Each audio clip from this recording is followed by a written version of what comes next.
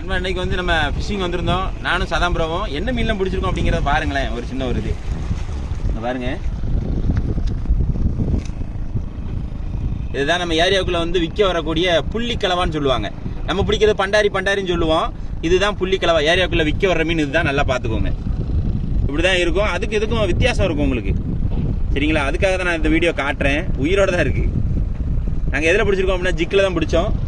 அதுக்கப்புறம் இங்கே பாருங்க, ஒரு பாறை, நல்ல சைஸ் பாறை தான். சரிங்களா? ஒரு பாறை அடிச்சிருக்கோம். ஓகேங்களா? அதுக்கப்புறம் குருவலை. சதாம்பரம் நம்பவே இல்லை. ஆனால் சதாம்பரத்துக்கு மொதல் தடவை ஜிக்கில் எடுத்த குருவலை. சரிங்களா?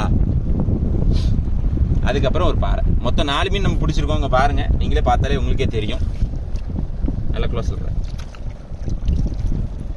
இந்த ஒரு பாறை நல்லா பரும்பாறை. நாங்கள் ஒரு பாறையை மிஸ் பண்ணிட்டோம். நல்லா தரமான மீன். இவன் கண்ணுலாம் வித்தியாசமாக இருக்கும். நம்ம பண்டாரி மாதிரி இருக்காது, மண்டையும் வித்தியாசமாக இருக்கும். அதனால தான் அந்த மீனை வந்து ரொம்ப இதாக காட்டுறேன். நம்ம விற்கிறது வந்து விலை கூடன்னு சொல்கிற மீன் அது பண்டாரி. இது வந்து புள்ளிக்கலவான்னு சொல்லக்கூடியது. ஏரியாவுக்குள்ளே விற்க வர்றது இதுதான். இதுலேயும் பெருசாகவும் வரதான் செய்யும். சரிங்களா? பச்சை கலராக இருக்கு. வித்தியாசமாக இருக்கான்ல. இதே போல் மற்றொரு வீடியோவில் சந்திப்பு நண்பர்களே. நம்ம சேனலை லைக் பண்ணுங்கள், ஷேர் பண்ணுங்கள், கமெண்ட் பண்ணுங்கள், சப்ஸ்கிரைப் பண்ண மறந்துடாதீங்க. பாய்.